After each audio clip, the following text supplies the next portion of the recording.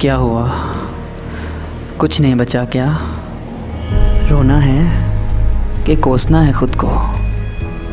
अच्छा सुनो, एक और रास्ता भी है, क्यों ना एक कोशिश और कर लें। लेकिन फिर रुको, कोशिश किस पे करोगे?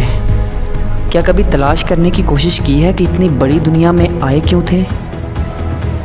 कौन सी ऐसी खूबी थी जो किसी और में नहीं?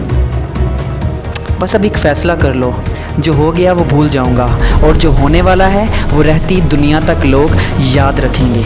और मेरे जो ये सारे ख्वाब हैं ना, जो मुझे चैन से जीने नहीं देते, मैं इन्हें मरने नहीं दूंगा। मुझे आम लोगों की तरह नहीं मरना।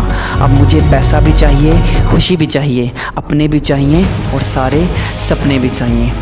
बता दूंगा दुनिया वालों को कि मैं आ रहा हूँ फिर से, जीतने के लिए नहीं बल्कि हारने के लिए, क्योंकि मेरी हार मुझे सिखाती है, बताती है कि टूटना नहीं, आजमाए जा रहे हो। आज पैसा नहीं है माना, आज प्यार नहीं है माना, आज दोस्त भी नहीं है माना, घर भी नहीं है माना, लेकिन फिर भी मैं खुश हूँ। पता है क्यों?